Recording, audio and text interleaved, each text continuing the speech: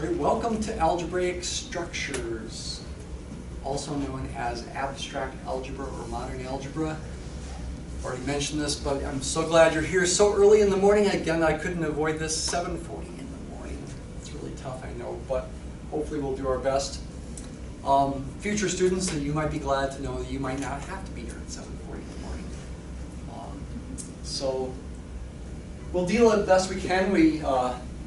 Again, maybe bring some coffee, bring some pop, whatever you need, pay attention.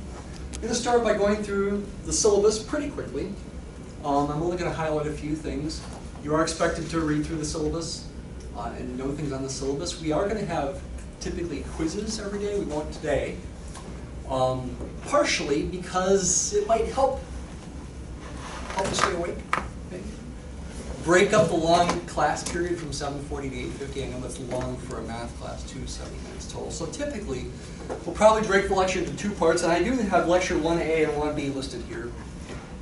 But today, we'll sort of all meld into one, since we won't have a quiz today. But typically, to break up the class, help make the time go by, help you pay attention, we'll have a quiz like right in the middle of class. So we'll probably have like 30 minutes, 30 to 35 minutes for lecture 1A, or lecture A, 5 to 10 minutes for the quiz, and then lecture B will be after that point. So let's go over a few quick things on the syllabus.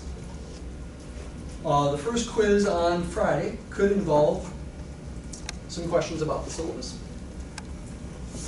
And zoom in if you need to there to see some things. I just want to highlight a few things. First of all, I hope you all know where my office is anyway, but if you don't, CC 229, it's by all the other math and CS professors. Office hours are going to typically try to be in the Happy Lab, CC 232 most typically. Tuesdays and Thursdays from 1 to 2:30 is the official time, but that could flex a little bit. I'll try to send you a note if it needs to flex. But you're also free to email me if you'd like a personal meeting, if that time doesn't work for you, and we can try to meet personally. This is a class that is pretty tough, and you're going to want to work together, form groups to problem solve together. Not copy each other's solutions, but instead problem solve, try to figure out how to solve the problems, how to write the proofs. And then you go and you write them up on your own. Though I don't think it's a bad thing if you ask a friend to check over your work. That would be fine as well, give you advice. Our textbook is Contemporary Abstract Algebra, 9th edition by Joseph Gallion, who I believe is still at the University of Minnesota Duluth, not too far away from us here in Twin Cities, Minnesota. Here it is. Maybe you can find a cheaper copy online. I don't know. This hardcover copy, if it's new at least, might be kind of expensive. Could be some used copies out there. You're certainly welcome to do those things. But you do want to make sure that it's the 9th edition and hopefully has the exact same homework problems. If that's not the case, then you would want to make sure that you get that fixed right away as soon as you can. Prerequisites. Linear algebra is a must. If there's any class, this class is most like linear algebra, okay? Especially the stuff about vector spaces. That's what this class is most like. It is abstract in nature. Discrete math, well, I'll probably all have it anyway. I suppose it's possible one or two of you might not. It's highly recommended. Maybe not officially a must, though maybe with the prerequisites it turns out you have to take it before this class anyway. I don't know for sure. I have to look that up. It's somewhat similar to discrete math in that it is discrete to a large extent instead of continuous. And we do a lot of proofs as you do in discrete math.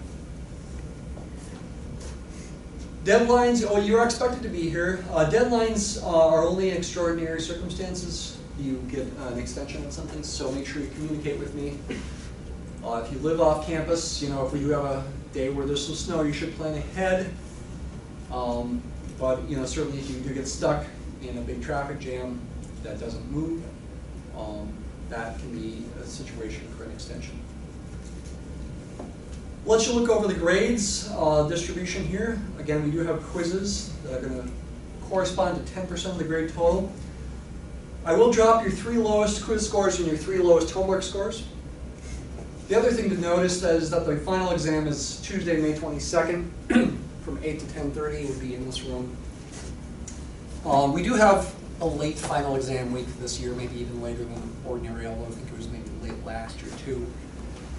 Nothing I can do about that either. Nothing I can do about the early time. Nothing I can do about the late final exam week. It's partially because we have so many breaks during the semester, okay? We do have, Good Friday off, we have Easter Monday off, we have spring break, we've got advising day, that kind of thing. That's all part of what pushes it back. I'm going to let you read about the procedure and course description on your own. You could be quizzed on a few things related to this on Friday. Topics are going to make more sense later in the course. Looking over these topics, it probably doesn't make much sense. You don't know what these things are referring to. The most important thing about having this topic section is for if you go to grad school, for example, so that they know what topics that we cover. Objectives, accessibility, appeals, learning integrity, all those things you should look over. And this schedule is not super informative as far as topics go, but they do highlight the exam weeks. I'm not picking exam dates yet, but I'm picking exam weeks. So exam 1 is going to be February 26th through March 2nd that week, sometime during that week, either Monday, Wednesday, or Friday. Probably leaning more toward Wednesday, but I'm not guaranteeing that. Exam 2 is going to be either April 4th or April 6th. Easter, I believe, is the 1st this year, April 1st. So I believe that's the week after Easter here, so that's either a Wednesday or a Friday. By the way, this is a Monday, this is a Friday. Wednesday that week we have the advising day. And then exam 3 would be the week of April 30th through May 4th. And then your final exam again at that time. I do give you longer than the official exam time. That goes from 8:15 to 10:15, but I give you 15 minutes early and 15 minutes later. Not that I'll necessarily make it longer, but just in case you want more time. I give you a little bit more time for that. Do you have any questions? Even though we are videotaping this class, I want you to feel free to ask questions. If you've got a question about something, probably somebody in the future has got a question about something. So please go ahead and raise your hand, and if for some reason I'm not seeing you, maybe even go ahead and speak up, okay? I do want this to be a class where you can feel free to ask questions, even though I'm doing it in basically a lecture format. No questions so far? Greta? I'm just wondering about the edition of the book. If you have the 8th edition, but can look at the homework problems from the 9th edition, do they cover the same things, or? The topics should be pretty much the same, yeah. Okay. So the problems could differ. The references to further reading at the ends of chapters could be different.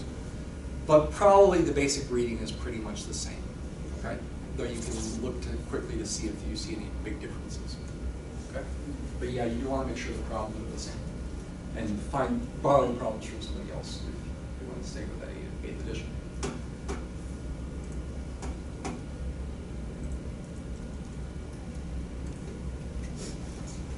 What is this class about? What is this class about? Let's see, how do I remember when I was your age? Well, I remember my first experience hearing about this class. It was the year before I was going to take the class. I was taking differential equations. And I was doing pretty well in differential equations. And I was talking to the TA in the course. And the TA said, oh yeah, I'm in this really tough course called Algebraic Structures. I'm like, well, what is that about? What is Algebraic Structures about? And well, here's what she said. She said, first, groups. And an image like this came up in my mind. Rings. And, well, I'm a Lord of the Rings fan. This image came up in my mind. And fields. Of course, that kind of image came up in my mind. Groups, rings, and fields. Okay, so I literally was thinking it must be related to these things. I was very naive. Of course, I thought you could make them mathematical. I thought with the groups, maybe you talked about group dynamics or something, the theory of mathematical theory of group dynamics. With rings, I of course knew it wouldn't be the one ring, but I was thinking, okay, maybe there's rings in space and we we're studying these rings somehow. And fields, I don't know. Maybe you're studying how fields can go up and down. But that's not what groups, rings, and fields mean in algebraic structures. More seriously, it's more like vector spaces in linear algebra. Okay, we're going to be identifying unifying properties of various algebraic systems. The names, groups, rings, and fields are just the names we give to these things. Why? I don't know. I guess it would be a good historical study to try to look back in time to understand why people gave the names that they did, groups, rings, and fields. Actually, I think groups makes the most sense when we get into it. Rings and fields, it's a little hard to understand why they chose those names. We're looking for those unifying properties. We want to develop mathematical / algebraic structures, sometimes called axiomatic systems, based on these properties. What kind of properties am I talking about? Let's actually ask you. What do you think I'm talking about? Do you have any idea? What kind of abstract properties? They have names, and you've probably heard them before. You think you know what I'm talking about? You could think back to vector spaces. What are some of the names of properties of vector spaces? Maybe I should write them down. Orthogonality. Orthogonality, that is a property that vectors can have. What about this property? What's that called? Commutativity, commutative property. You can add in either order. The V and the W can commute back and forth. It doesn't matter. You get the same thing. There's a reason for that name, commutative, commuting back and forth. What about this property?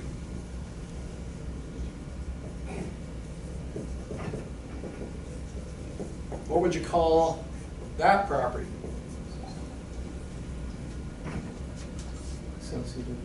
Associative property. There's a reason for that. You're associating. And it doesn't matter how you associate. When you use the parentheses this way, of course it means add V and W first before you add on U. When you write the parentheses this way, you add U and V first before adding on W. And it doesn't matter which order you do it. That's the associative property. That's what I'm talking about. Okay? There's also the distributive property. The existence of the zero vector, which has a special property that you add it to any vector, you get that vector back. Okay? So that's what I'm talking about when I talk about unifying properties. We want to deduce logical consequences. Use your deductive thinking skills to ultimately understand and prove things. I'm considering examples and constructing proofs are our main tools for understanding what's going on. You can learn things as you do proofs. Proofs are not just exercises to do just because the teacher says so and you get graded on them. You can actually learn things. That's how you learn the most, in fact, about the subject, is by doing the proofs and considering examples. Examples definitely are a necessary thing for learning, for most people. And then apply them. Make use of the theory for various problems. Now, when you say apply in math, I know because I was this way. I was thinking always in terms of, okay, can I apply this in, say, the business world? Or can I apply this in understanding the world? Science, engineering, that kind of thing. And that certainly is a reasonable thing to think about with application. In this class, it's not going to be so much that way. When we apply the ideas in this class, it's really to help us understand things deeper. It is, I suppose, our main application you could think of that we do. The book has got plenty of other applications, but the main application that we do is probably to something that sounds kind of mundane, factoring polynomials. Okay, later on in the course, along about April or so, we'll be doing a lot of theory that will help us factor polynomials better than you've ever factored before. Okay? So that might sound like kind of a mundane application, but it is an application. Factoring does have its uses. Right? Helping you find roots through polynomials is a useful thing in general. But that will be our main application.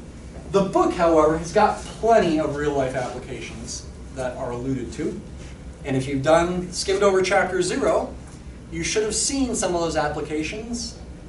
Anybody want to volunteer what those were? Did you skim over chapter 0? Related to something on the back of books. ISBN codes. Okay. Now we usually just scan ISBN codes these days, but back when they were first introduced, sometimes when you were buying things, people actually had to type them in.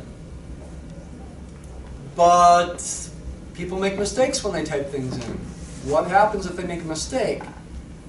The way these codes, the ISBN codes, are set up is in such a way that you can catch mistakes if somebody actually typing them in. Okay? And it's the number theory of how those are set up that allows the mistakes to be caught. Not necessarily all mistakes, but a lot of common mistakes can be caught. Okay, so that's one application. That might seem mundane, but a related application is to cryptography, which is very, very important. All your internet transactions need to be secure. They need to have that information scrambled in some way so that somebody doesn't intercept your credit card number, for example. Number theory and related group theory help with the construction of cryptographic systems that prevent your identity from being stolen. Okay? So that's a couple of things that the author highlights. We did in Foundations of Math here in January have a few students who actually did projects related to those things. So those could be future projects for your Foundations of Math if you haven't taken that. Okay? As most of you have not. Perhaps next January. For a Christian mathematician, I would say there's more. I want to praise God for mathematical beauty and our image-bearing ability to understand and appreciate it. You can appreciate it if you pray about it. Okay? Of course, there's the frustration that we all experience when we're first learning something. And in frustration, you might want to throw it in the garbage or something, but don't. Okay? Sometimes this appreciation doesn't happen until after the course is over, maybe not even until years later, but I hope it does come at some point for you. By the way, these blue things here are links. There is often to Wikipedia articles. There is a Wikipedia article about mathematical beauty, of all things. Okay, there is an aesthetic nature to math. Patterns, visualizing things, can all be part of appreciating mathematical beauty. The creative activity. Do you ever think of math as being creative? Well, when you're first discovering it or creating it, you are doing a creative activity. You are trying to figure out something new, which, by the way, is what PhDs in math have to do. They have to do something new that nobody's ever done before, and significant too. That could be solving a problem that nobody's ever solved before, which often does involve using a lot of advanced theory. Could be developing a new technique for something. And if you're really ambitious, it could be maybe even trying to completely develop a new theory of math, a new area of math, I should say. That's what PhDs in math have to do, is they have to come up with something new. Which sounds kind of scary, but when you really get into it, if you get into it far enough, it's not as scary as it initially sounds.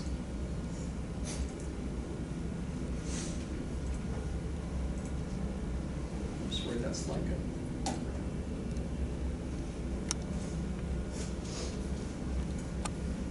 We can praise God for that. The heavens declare the glory of God, and the sky above proclaims His handiwork. Not just the sky above, but also math, I think, too.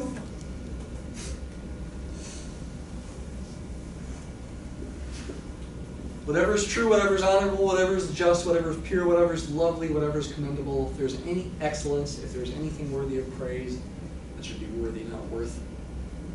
Think about these things. Here's an amazing empirical fact. This is true. By the way, what the word empirical means based on experience, not based on logic. The most interesting and beautiful mathematical or axiomatic systems also tend to be the most useful. One example is complex analysis involving complex numbers in quantum mechanics. Another example is number theory and cryptography, which I already alluded to. When complex analysis, complex numbers were first being developed, thought about, people didn't imagine it would have any application other than the reason they were developing them for, which was to factor polynomials. But in quantum mechanics, they find application, which is an advanced theory in physics. Okay? Number theory. Long about, even just 100 years ago, there was a mathematician named G.H. Hardy, I think it was Hardy who said this, maybe it's somebody else, who said, number theory is beautiful. Okay, this is definitely a paraphrase. And I especially like it because it's unsullied by applications. Okay, there is a pure mathematician for you. Well, there's plenty of applications now. Okay? We wouldn't have our internet transactions going on without cryptography, which comes from number theory. And in particular, one important fact in number theory is that when you multiply two really huge prime numbers, you know, maybe, I don't know, 50 to 100 digits long, you get a really big composite number. And if somebody doesn't know what primes you multiply to get that new composite, they're not going to be able to factor it even with today's computing technology. Now, there's some issues about whether quantum computing can lead to the ability to factor those really big numbers, but that's, at least for the moment, part of what makes cryptography work. Is that really huge products of two huge prime numbers can be really hard to factor if you don't already know what those two prime numbers are. I'm going to go to this link here. Here's a very famous, the title of a very famous article in Science. It's called The Unreasonable Effectiveness of Mathematics in the Natural Science. Philosophers wonder, why is math so useful? Why should our thoughts about math necessarily have any relevance beyond counting, say, and adding? Now, why should complex numbers be useful in quantum mechanics? It's kind of a mystery, okay? But we can appreciate that.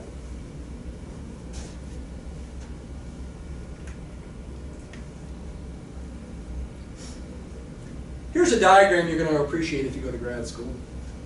I found this on Wikipedia. I actually also found a mistake on it, so I'm going to highlight the mistake. It's hard to see. I will be putting these PowerPoints up on Google Drive and share them with you so you can look at them whenever you might need to. This is a diagram sort of showing a bunch of algebraic structures and the relationships between them. Maybe zoom in on that. By the way, with videotaping the class, the quizzes, I should say, well, this first quiz I said could have a question or two related to the syllabus. The quizzes are mostly supposed to focus on the preceding lectures. And not just the one preceding lecture, they're going to be cumulative, so you are going to want to take good notes in general once I start doing the math here. But you can rewatch something in these videos. I'll post them on YouTube if you think it might be helpful to look at them again. So zoom in. If it's hard for you to see them back, maybe you'll want to quickly watch this part of the video. So there's a lot of different algebraic structures in here. Magma. Magma? Semigroup, monoid, group. I mentioned group. Abelian group, don't say abelian group. Abelian group is another thing we're going to be focusing on a lot. A ring without unity. Ring without unity. Here's the typo. I think they meant ring with unity here, because they already mentioned ring without unity there. What's a unity? Well, it's like the number 1. Or the identity matrix. Those are examples of unities. So this will come up. Commutative ring basically means multiplication is commutative. Matrices, matrix multiplication is not commutative. So our ring of matrices. Does not form a commutative ring. Let's see, I see the word field here. That says field, kind of hard to see there. That's going to be important for us. And some of the stuff down here, integral domain, unique factorization domain, principal ideal domain, Euclidean domain, those are all going to come up as well in this class. We won't really talk about magmas. There's not actually much interesting to say about magmas. Semigroups, monoids, I might mention those from time to time. Topological groups. This is stuff that's a little bit more advanced. You need some other stuff besides this class over there. I do see vector space right there. Okay? So it doesn't make much sense to you now, but if you do go to grad school, you will appreciate this diagram more. Okay? So you can try to save it for the future if you think you might go to grad school.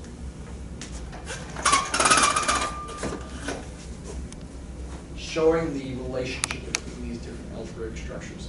Essentially going from bottom to top. This is sort of more general up here, applies to more things. It's just set right there, it's not really an algebraic structure. And these are, down here it's more specific, you might say.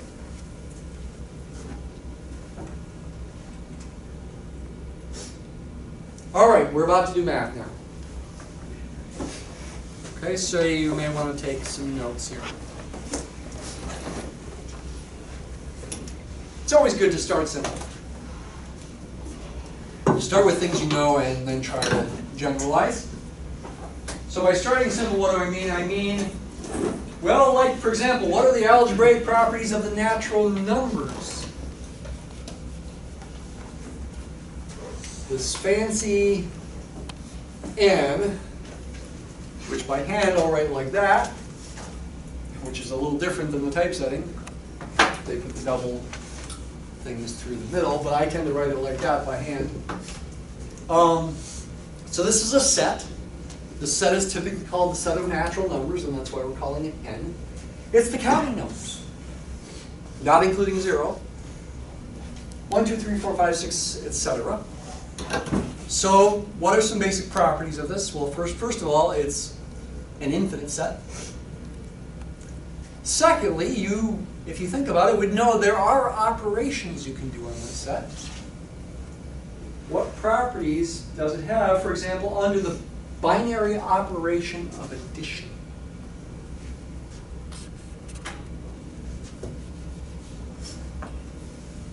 Well, it does have properties similar to what vectors have when you add them.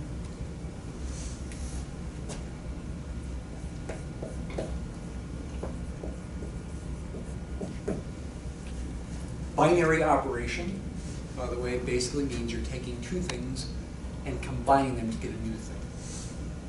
Okay, that's what binary operation means. You've got the commutative property.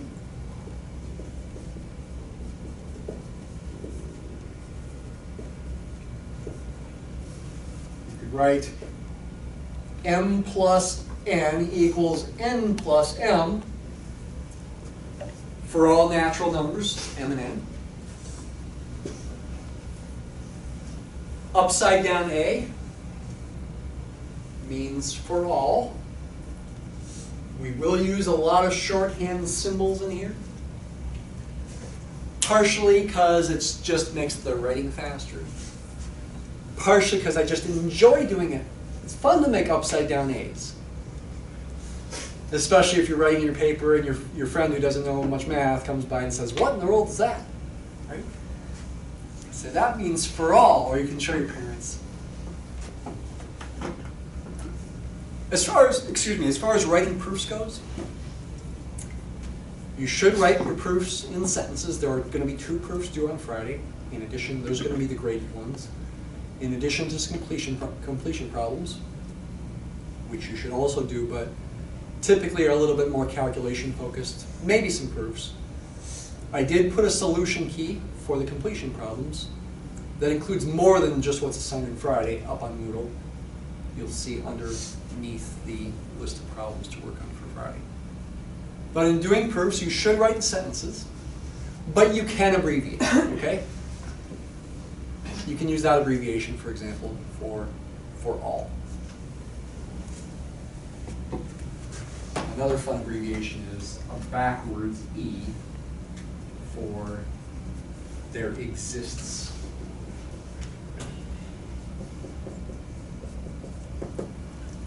More officially, this is called the universal quantifier. This is called the existential quantifier. Though I won't usually say those things. I usually say for all or there exists. So this is true for all numbers in the natural numbers. The associative property holds.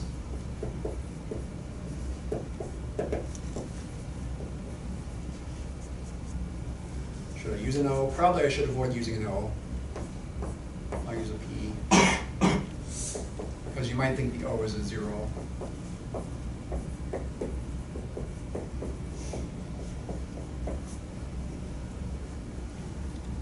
Should I write down m plus 0 is equal to m for all m? No, because n doesn't have 0 in it. Satisfies the commutative property, the associative property. I'm not talking about multiplication here, so I don't want to think about the distributive property. Of course, 0 does exist. 0 is a number, the additive identity, but it's not part of n. So n, the set of natural numbers, as an algebraic structure, does not have an additive identity. It does not contain 0. How about closure? What does the word closure mean?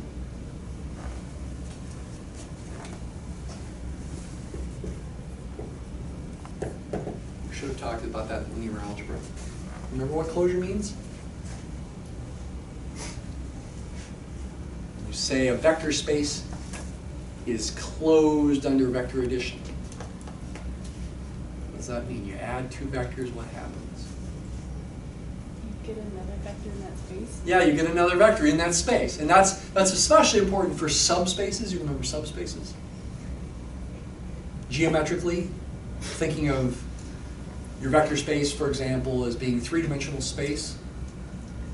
Two-dimensional subspaces of three-dimensional space are planes that go through the origin.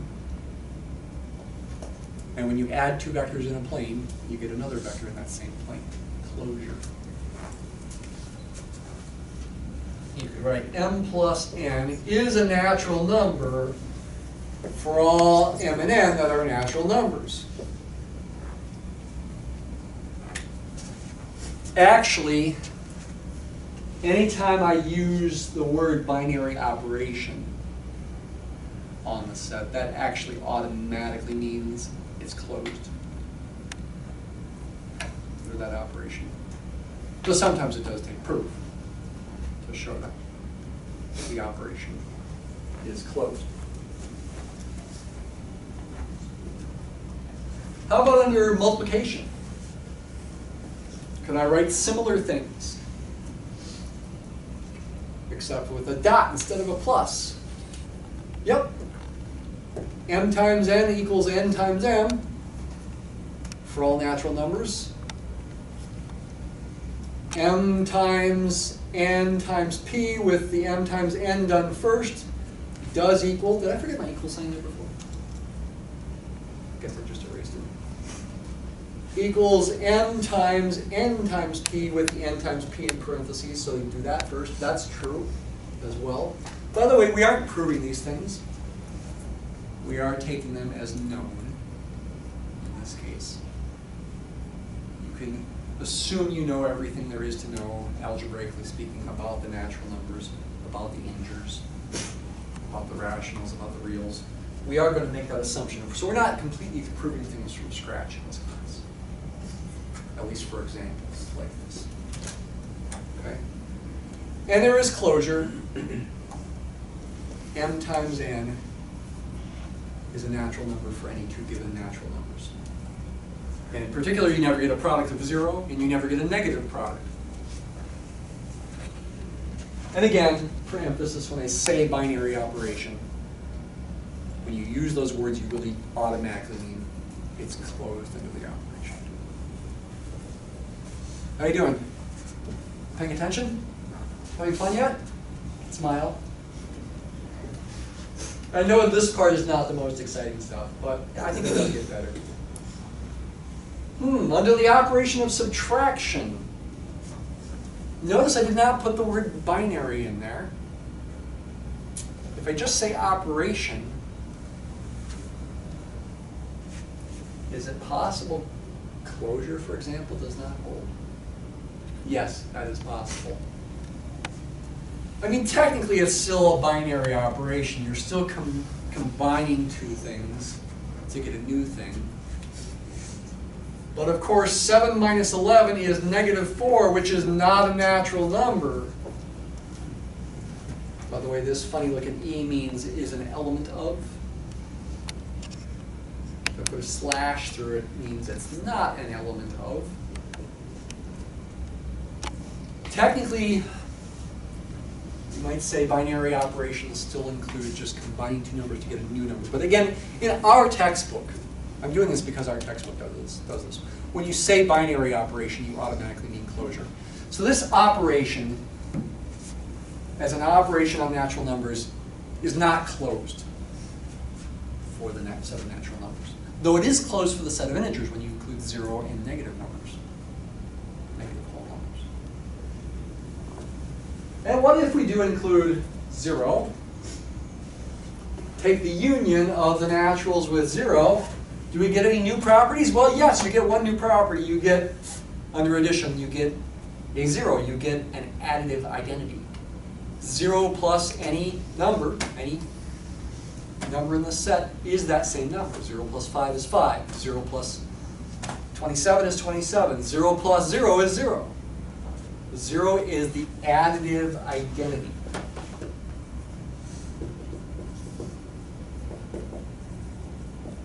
Just like the 0 vector is the additive identity for vector spaces. You add it to any vector, you get that same vector back.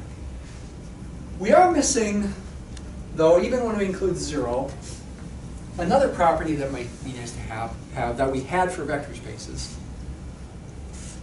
Given any vector, v, is there a vector such that when it's added to v, you get the additive identity? You get the 0 vector.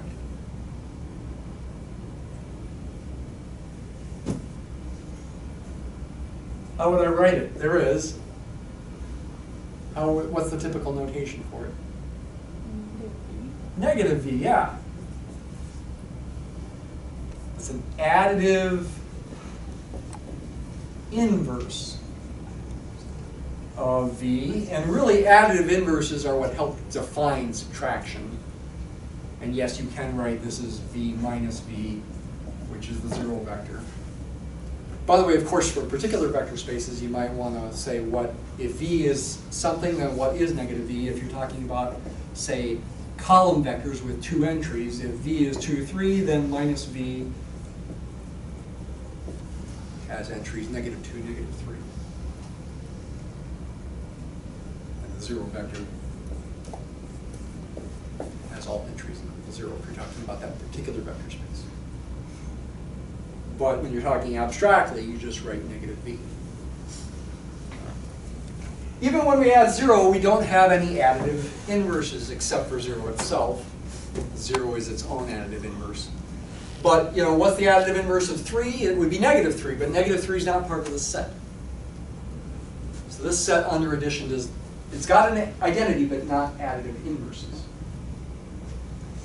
When we include negative numbers, though, then we have additive inverses. And z here, the integers, is our first example of a group.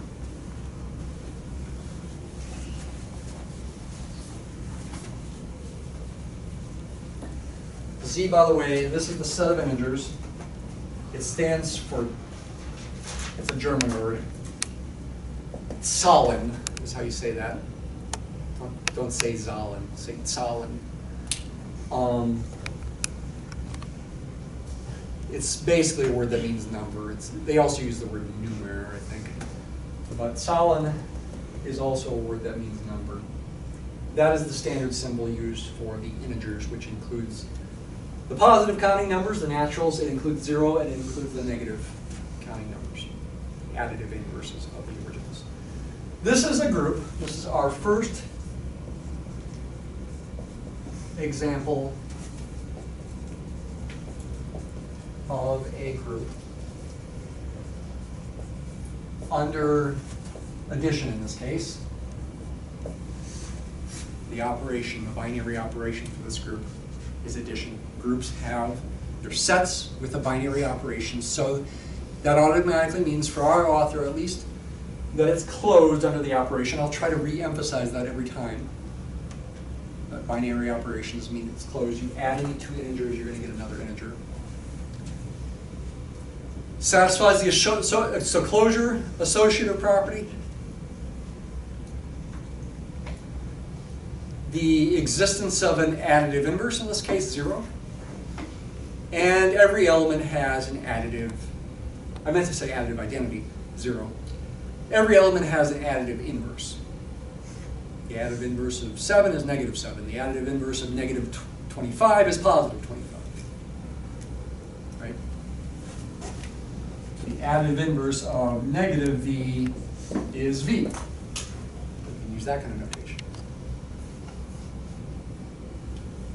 Okay? So that's our first example of a group. That's something familiar, right?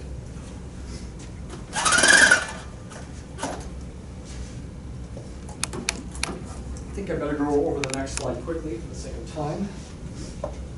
We can get more complex. We can consider the rationals, Q, standing for quotient. That's why we use a Q for the rationals. We're saving an R for the reals.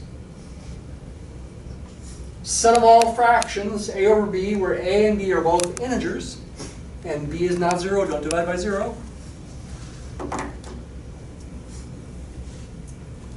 Actually, this is not the best description of the rationals, because it's sort of not taking into account the fact that you can reduce fractions.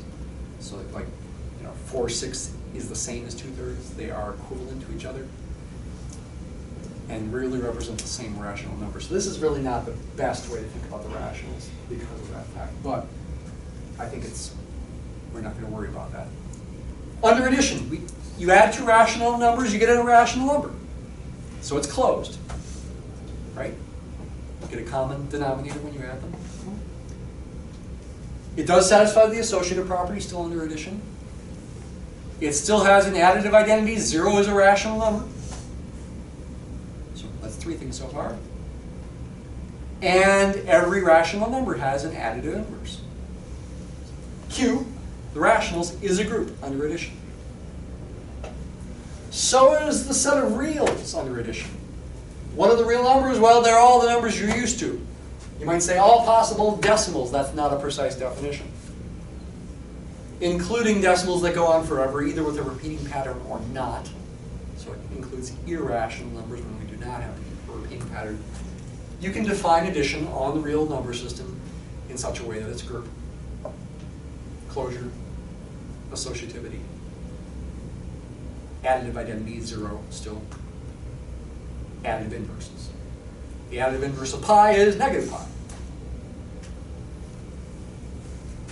The complex numbers, C, does form a group as well under addition. Set of all numbers of this form where A and B are real and I squared is -1, right? That complex unit. If you took differential equations with me, you know complex numbers are useful in differential equations. As one example, they are useful in quantum mechanics, as I mentioned. They do form a group under addition.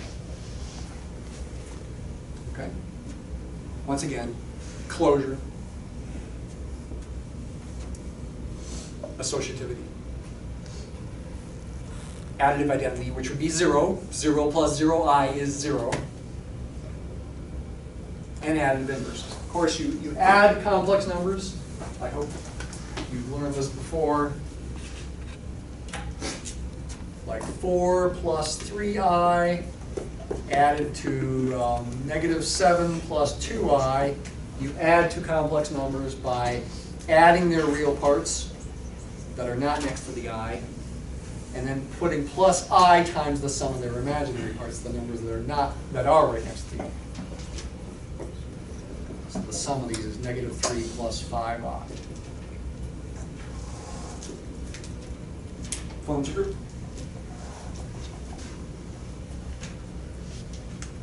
A new kind of group, perhaps, for you is to consider what's called modular arithmetic, also known as clock arithmetic.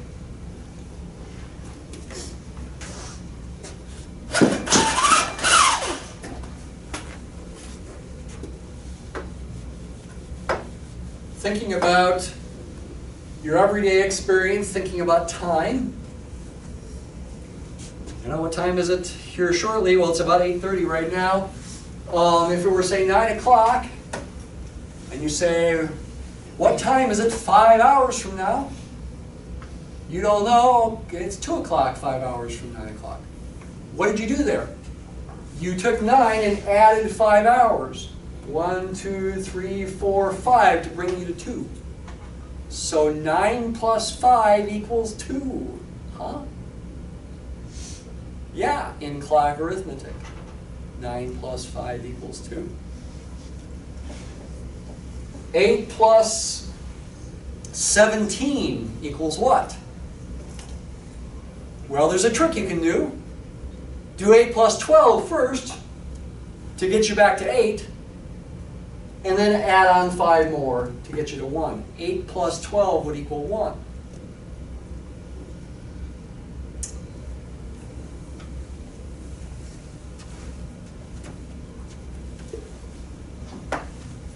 In fact, anything plus 12 brings you back to where you started. 12 is the identity. But wait a minute, 12 is not 0. Well, effectively, in the system, you could think of 12 as being 0. Because if you add 0 to any number you're at, you also stay where you're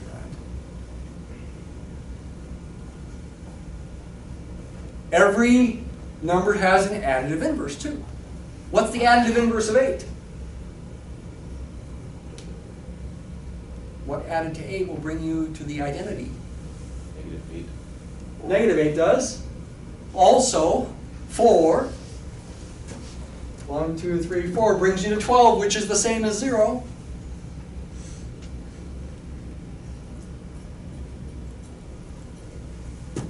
Additive inverse of 4, or let's do 5, is -5. You could go backwards, yes. Or 7. 1, 2, 3, 4, 5, 6, 7. But wait a minute, how can the additive inverse of 5 be both -5 and 7, and I suppose maybe 19? And 31? How can you have more than one additive inverse? Is that a problem? Well, yes, technically it is a problem. We want to think of those numbers like 0, 12, 24, 1, 13, 25, 2, 14, 26. We want to think of those as being equivalent. And so we have to bring in the idea of something called an equivalence relationship. But I'm not going to talk about that yet. That's mod 12 arithmetic. This is called mod 12 arithmetic. Because you got to think about 12 as the important distinguishing number between these. You know, things are equivalent. 1 is equivalent to 13 because they're 12 units apart. 2 is equivalent to 14 and 26 because those are each 12 units apart. That's why it's called mod 12 arithmetic. There are other kinds of mods you can do, other kinds of clocks. So this would be a mod 10 clock.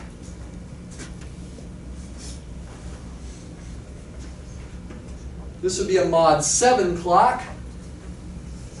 Though it's not really best to use names of the days of the week.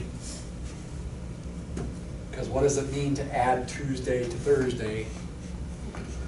Well, what you really mean is, if you're at Thursday, you go 2 more. You treat Sunday, since it's at the top, as the additive identity.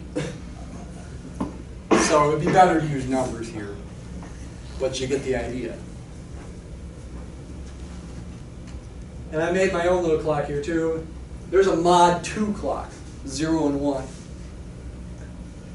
0 is equivalent to all even numbers. 1 is equivalent to all odd numbers. All right, let's get a little bit more official with it. Abstracting this idea of clock arithmetic, we will, in the rest of this course, let Z sub n represent the finite set of numbers 0, 1, 2, 3, 4, etc. through n minus 1. Notice it's got n elements in it. Z10, for example, would be then 0, 1, 2, 3 through 9. We will use this notation for the rest of this class. That's what Zn always represents. It's going to be one of our favorite groups ultimately here. We can define a binary operation on Zn after first defining what's called the Cartesian product of Zn with itself. Zn cross Zn is the set of all ordered pairs, x comma y, where x and y are both elements of Zn. By the way, I haven't said this yet, this is called set builder notation. You want to get used to this. You read this as the set of all ordered pairs, in this case, x comma y, with the property that, or such that, think of this vertical line as representing with the property that, or such that for short, x and y are both elements of Zn, so they are one of those numbers. It's called the Cartesian product of Zn with itself. Officially, binary operations are functions from the Cartesian product to the original set. So I'm using this plus here as the function name for this binary operation, which is not something you're used to. This notation means this is the function, plus is the symbol for the function here that's going to represent addition, mod n ultimately. This is its domain.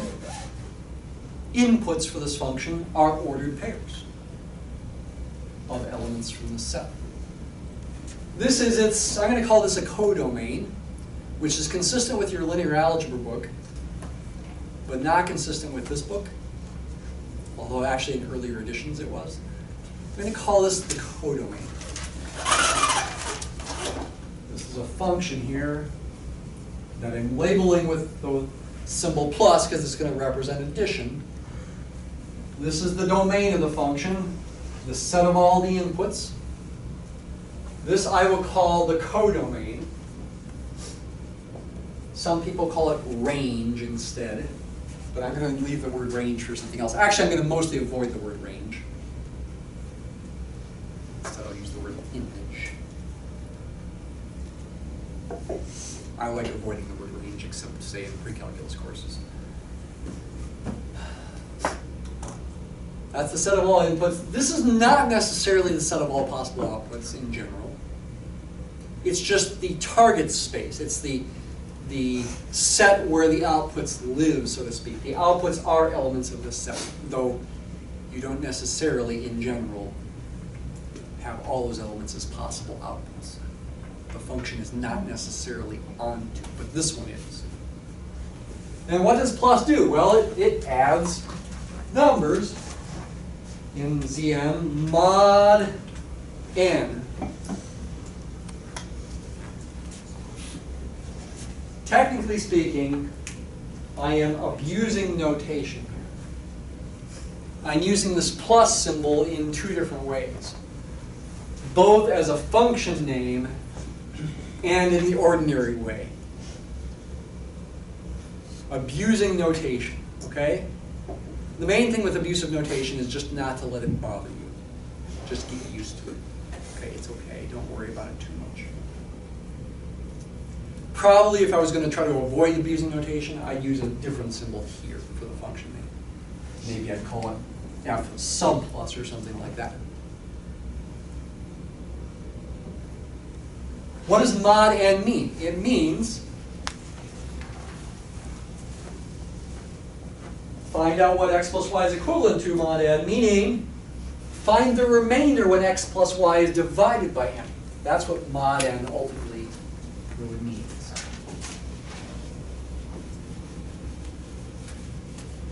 So for example, if I'm talking about Z4,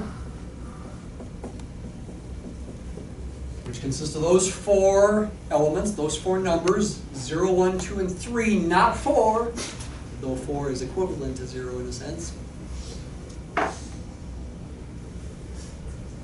And I want to, for example, do 2 plus 2. Mod 4. The answer is, what is the remainder when 2 plus 2 is divided by 4? The remainder is 0.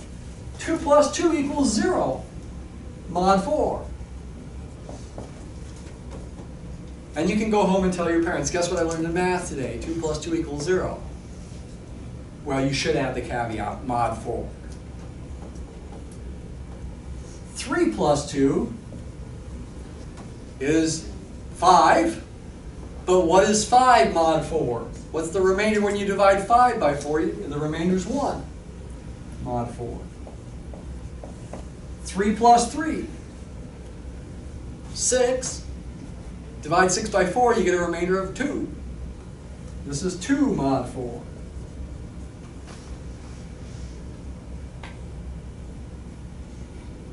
Zero is the additive identity. The additive inverse of 2 is itself, because 2 plus 2 is the additive identity. What's the additive inverse of 1?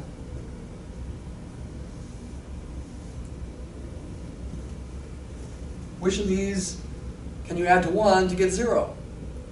3. 1 plus 3 is 0. Mod 4. The additive inverse of 1 is 3. You can maybe write negative 1 equals 3 mod 4. Maybe that makes sense, although negative 1 is not part of the set, though it is a notation you could use for the additive inverse of 1.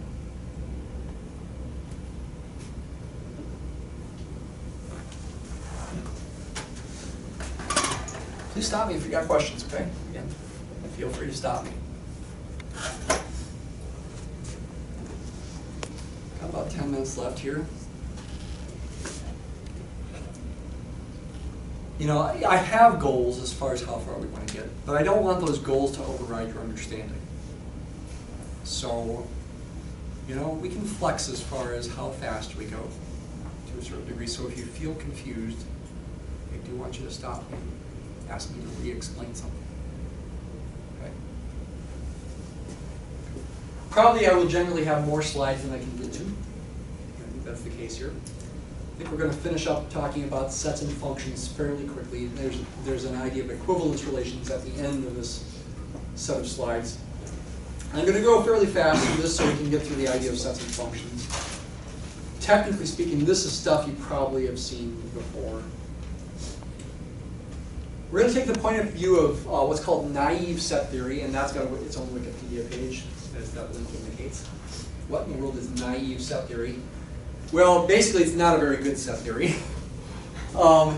It's where we take the idea that a set is just any collection of objects. It could be a collection of numbers, it could be a collection of words, it could be a collection of people, it could be a union of those things. It's just any collection, okay? That actually leads to trouble. Naive set theory leads to paradoxes. And so it's not the best kind of set theory. There's an axiomatic set theory that's better. But it only leads to trouble when you start thinking really, really high level about stuff. Well, okay, you could say it's basic, but it's not going to bother us. Let's just put it that way. That includes the set with no objects, called the empty set, which you can use either of these notations for. An O with a slash through it. It's not the number 0 there. It's an O with a slash through it, represents the empty set. Or using curved braces with nothing inside, that can represent the empty set as well. Both are standard notations. You don't have to use both notations, you can just use one or the other.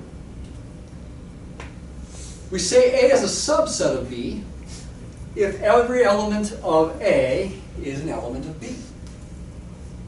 Symbolically, well, okay, but before we look at the symbols for this, let's just draw a picture. A Venn diagram, you might say. If this is B, then A has to be inside B to be a subset. Symbolically, though, we got to be a bit more official about it. A is a subset of B. This is subset notation.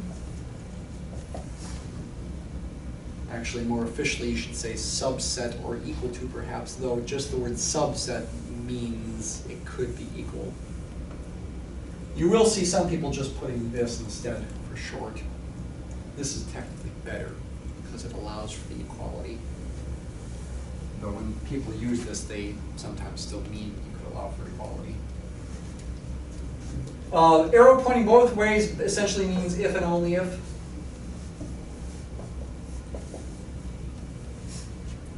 And an arrow pointing one way like this, this is called an implication. You could think of it as the word implies for short. If you're given X and A, that automatically implies X is in B. That's what it means for A to be a subset of B. And so that means to prove that A is a subset of B, you have to say, give me an arbitrary element of A, and you would need to show it's in B. Two sets are equal if they're both subsets of each other. A equals B if and only if A is a subset of B and B is a subset of A. So to show two sets are equal, you need to show A is a subset of B and B is a subset of A. You need to do two proofs, essentially.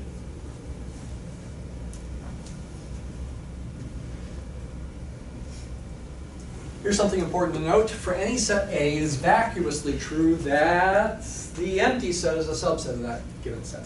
The empty set is a subset of everything. Of every set, I should say, including itself. Essentially, it satisfies this implication because if A is the empty set, this part of the implication is false, making the implication true. You might have learned about truth tables in discrete math. P implies Q. When P is false, the implication P implies Q is true, no matter whether Q is true or false.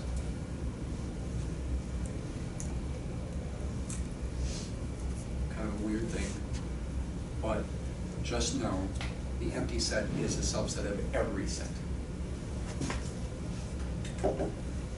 We can do operations on sets. I want to go over this really quickly.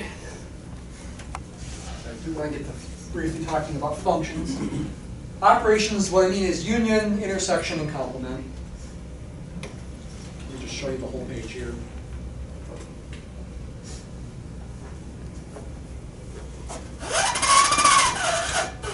And the notation. A union B means the set of points that are either in A or B or both. That's implied that it could be both. It's not an exclusive or. This is a little weirder notation. This is a general union of sets labeled A sub alpha. Alpha could be, for example, a positive integer. 1, 2, 3, 4, 5, 6, 7, etc. with a natural number. As alpha ranges over this set, capital omega could be the set of natural numbers. So I could be unioning A1, union A2, union A3, union A4, etc. forever. That's the most common thing to do here, but in general, this doesn't have to be done. The key thing here is this is the set of all points that are in one of these A alphas, at least one, maybe more. For intersection, you see the OR gets changed to an AND. The element has to be in both sets to be in the intersection, and here you see the for some to get changed to the for all. And I also use this, there exists notation in for all notation as well. And the complement. Given a universe of discourse, or just universe for short, U and a subset A of U, the complement of A, which has got all these different notations. Okay, those are just all a bunch of different notations mathematicians use. I'm not even sure what's the most common one. I tend to try to use this one, actually. This is the set of all things that are in the universe, but not in A. In a Venn diagram, if U is represented by this box here, and A is represented by this blob, then its complement is everything in U that's outside of A.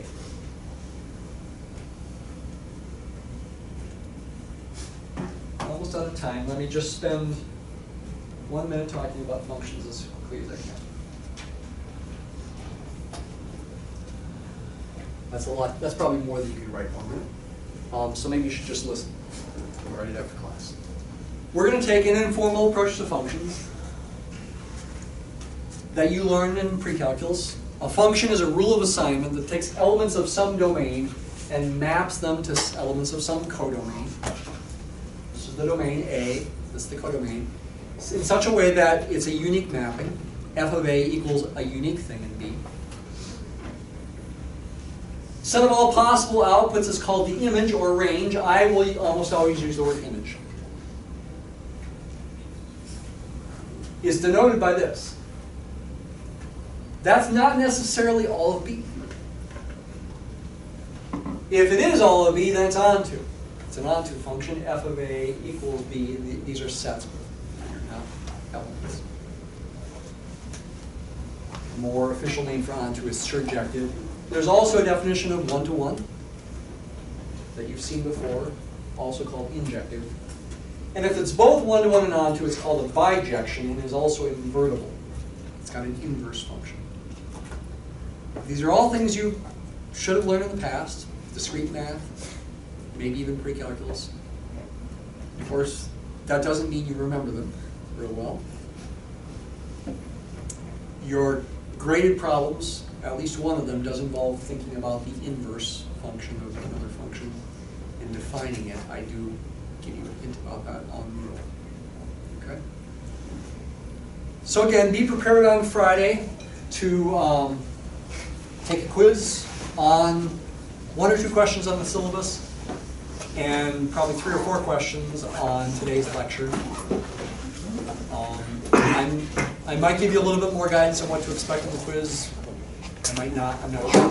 We're going to write it and see what happens. Okay? See you Friday.